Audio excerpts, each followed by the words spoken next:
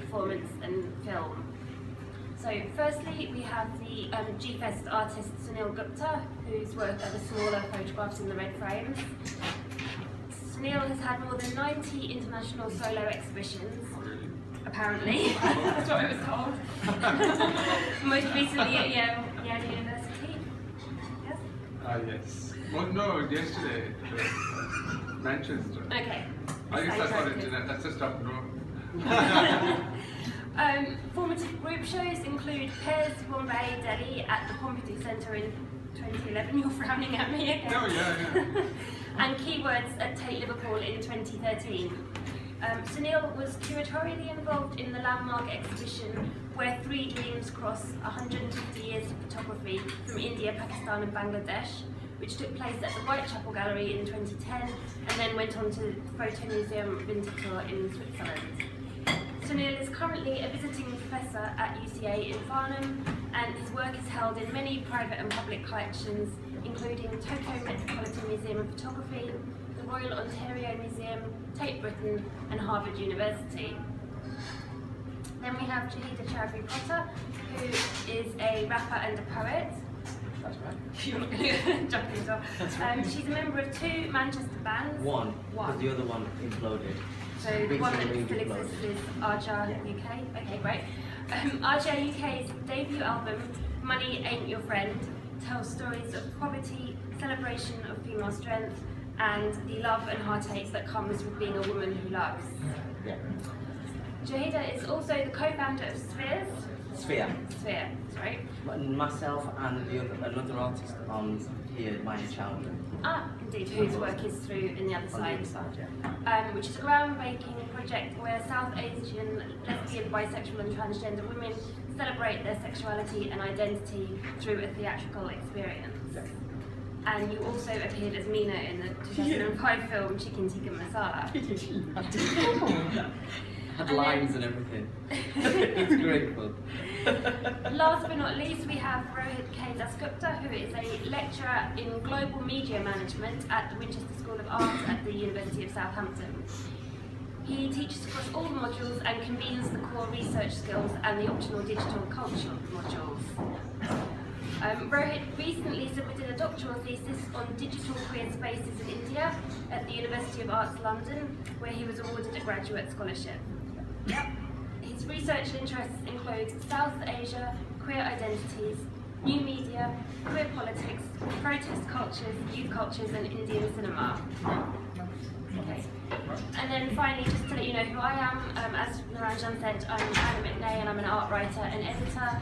I'm deputy editor at State Media, which is an art magazine, and also arts editor at Diva magazine, and then a regular contributor to lots of other art and national newspapers and magazines.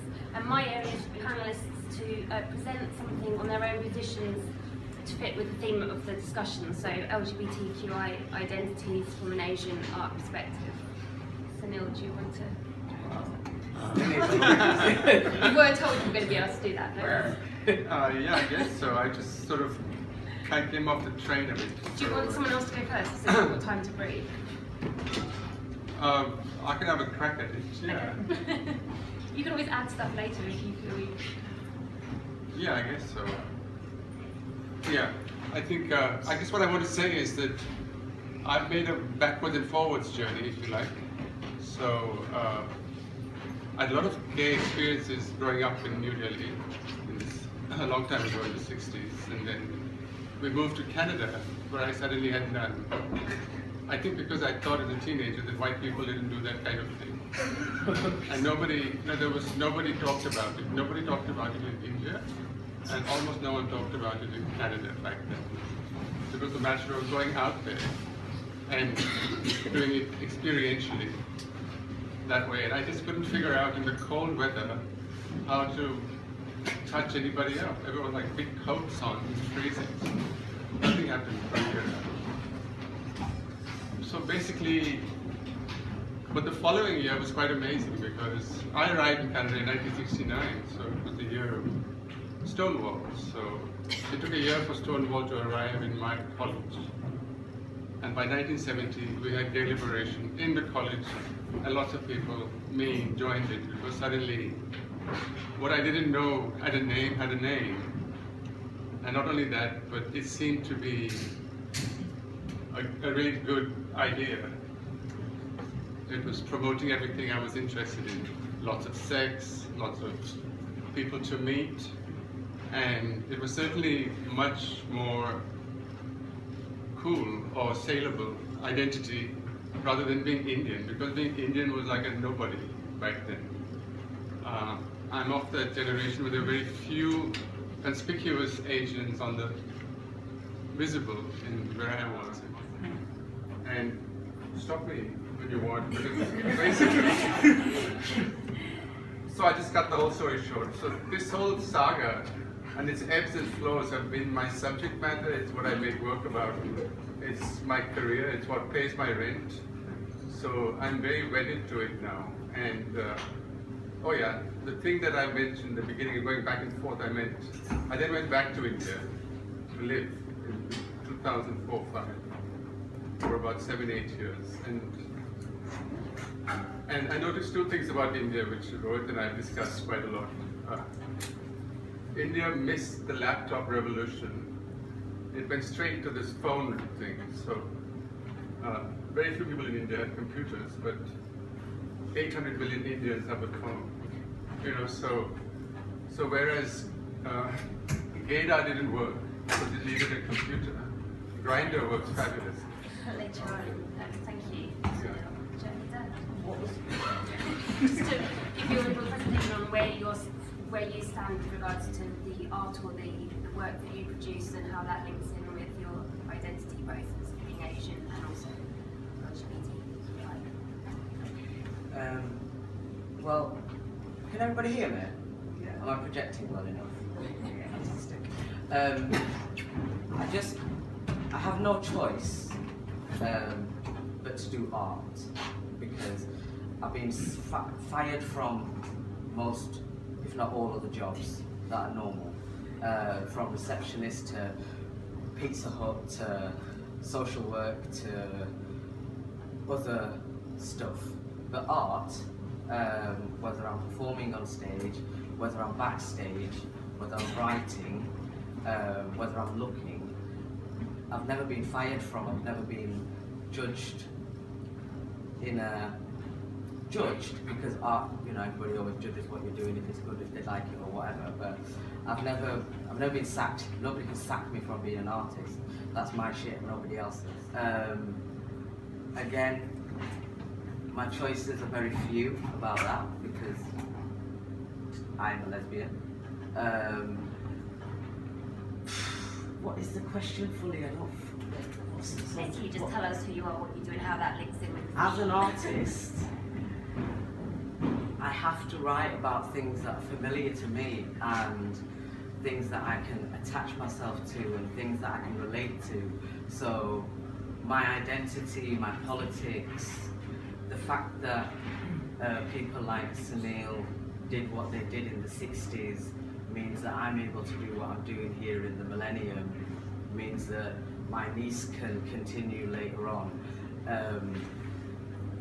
It's just a part and parcel of who I am as a human being. I don't know, it's like trying to separate, I'm an artist, I'm a lesbian, I'm a political player. All of those things are just what I am. I don't really think about it. I don't think, right, I'm a lesbian, so I'm going to write a song about going down on a woman. Do you know what I mean? I don't think I'm brown, so, and I'm a Muslim, so I'm going to write about what it feels like when I hear the azan. Do you know what I mean? If that's what I'm feeling, that's what I'm writing in that moment. If that's what I'm thinking, it's not because I'm Asian I write about Asian things, or because I'm lesbian. It's just because, like, it just is. I can't even dissect it or think, like, oh, it just is. You take your pictures because you take your pictures. I write my lyrics because I write my lyrics. And I'm sure you can sit down and, obviously, my experience, sorry. Yeah. Go on. No, I was going to say that you're right. Maybe in this historical moment that probably is the case. Yeah. You see, because when I started, I felt like there was nothing. Yeah, because I went to art school here and nobody mentioned anything gay or anything South Asian. It was like, didn't happen. Yeah. And I felt, okay, that's going to be my mission. This is all I'm going to do. I'm going to make Yes. pictures about gay Indian men so that they have a place in art history. I So that suppose, as people come after, at least they find them when they go on their research trips. I suppose in a Find similar them. vein, when I first moved to Manchester, which was in the early sort of 2000s, and I was about 23, 24, that's when I sort of decided, because I decided around in my mid-20s that, right, I'm done with trying to sleep with men. I'm done trying to be this heterosexual baby-making machine for my family. And to realise that brown lesbians existed in reality. They weren't just far away in the corner, surrounded by white women. So it took me and Maya a couple of years to go around and find women, and we would have to go around and I homed in my gaydar, homed that shit in. I was like, I'd be wandering around and I'd be like, yo, she has to be gay, man. My gaydar's going sick. And I would just approach her and I would come out first and say, hey, I'm lesbian. Hi. This isn't me trying to chat you up. This isn't me trying to bed you. This isn't me trying to do anything like that. I'm wanting to explore our identity and the variations and differences and just the massiveness that is. Because we're extremely invisible. As Asian women, we're extremely invisible anyway. And then gay Asian women, lesbians, queer Asian women, we're not around, we're not seen enough, we're not loud enough, we're not tippling tables over enough, we're not fucking sit on my silicone cock enough, do you know what I mean? We're not doing that in front of a 15-year-old and 16-year-old and 17-year-old talking about a strap-on, talking about lesbian sex, do you know what I mean? Because I don't think it's necessary for me to hide that, because they're already doing it. They're already having it. They're looking at. That's for me a very kind of ethos of how I see my work going. In terms of, my work is very collaborative ethnography, and I always make sure that anything that I've written about my participants goes back to them, and in a kind of intelligible language that they can access as well. So for me, that's again. But don't you remember that you were going to do a joint South Asian presentation at UAL? And nobody came. And nobody turned up. That's Nobody true. That is true. That is true. Not a single Yes. It was going to be queer cinema. Yes. Yes. And nobody. Well, We two came and we had no audience. This is at UAL in the middle of London. Was that down to how you got the message out? Or was it... I think it was more to do with that, though. Yeah. I'll blame it on not getting the message across properly. Sat here behind this desk in front of these people, looking at not just white faces. Do you know what I mean? That's a massive difference. I'm looking at other brown faces and various shades of that brown faces. Lots of us are still from certain castes when we talk about India and Bangladesh and Pakistan and stuff. That's something that will move and change as time moves and changes and things. But I will go away knowing I sat here. That energy will go with me tonight when I go on stage later on, which means that it will build a certain amount of confidence within me. So I will take that and spread it, and wherever I go, these people who have walked in and seen Raju's work and seen Rice's work and seen Sunil's work, I heard a couple of people while I was just milling around saying like how great it was to walk into here and see that. They'll go away while they're ordering a cup of coffee and think about that, and that will go on into the rest of their day. I think it's not necessarily about making this big massive change on world politics, but I've met him and I've met him and I've met you and I've seen them, and that's great.